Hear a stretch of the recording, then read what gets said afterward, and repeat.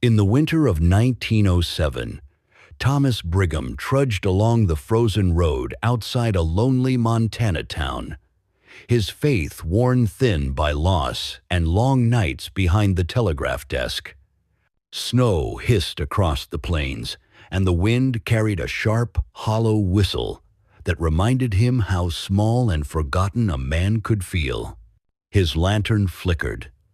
Ahead, standing in the middle of the road, was a child, no more than 8, wrapped in a thin white coat, far too light for the brutal cold. Thomas called out, "Where are your parents?" The child didn't answer.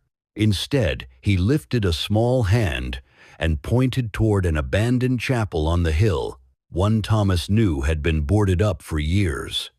Before Thomas could speak again, the child began walking toward it, leaving no footprints in the snow. A chill prickled Thomas's spine, but something he hadn't felt in years pulled him forward. As he entered the chapel, the air warmed and the dusty lanterns along the wall flashed to life one by one. The child stood at the front, beneath the collapsed rafters, humming a hymn Thomas hadn't heard since his mother's funeral. His voice was impossibly pure, echoing like it came from somewhere beyond the broken walls. Thomas fell to his knees as tears stung his eyes. "Why show this to me?" he whispered. The child finally turned. His eyes were gentle, ancient, far older than his small frame. "You asked for a sign," he said softly. "You asked if God had forgotten you." Thomas's breath trembled. "Has he?" The child smiled, a warm, knowing smile. "He never forgets his own." The lanterns dimmed.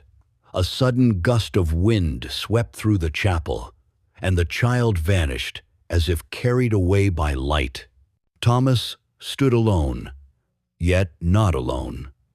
His heart, once hollow, now pulsed with a quiet, unshakable certainty. He stepped back into the snowy night, restored, guided by a faith awakened by the footsteps of a mysterious child who left none. If you have enjoyed this faith-filled story, hit the subscribe button and the notification bell so that you won't miss the faith within.